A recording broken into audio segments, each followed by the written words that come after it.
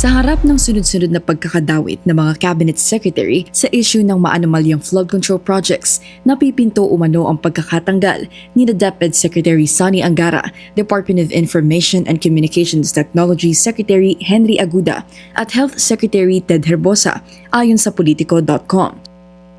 Ayon sa source ng Politico, maaaring ito raw ang paraan ng Pangulo para ipakita na hindi ligtas ang anyay underperforming o controversial officials sa pagpapatupad ng accountability sa kanyang administrasyon. Ayon naman sa palasyo, wala pang update mula kay Pangulong Bongbong Marcos tungkol dito.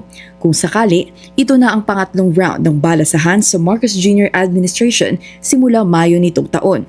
Matatandaan na nang tinanong natin ang palasyo tungkol kay Herbosa, ligtas pa ang kalihim sa cabinet revamp ni PBBM. Ngayon po, mai-assume natin na he still enjoys the trust of the President.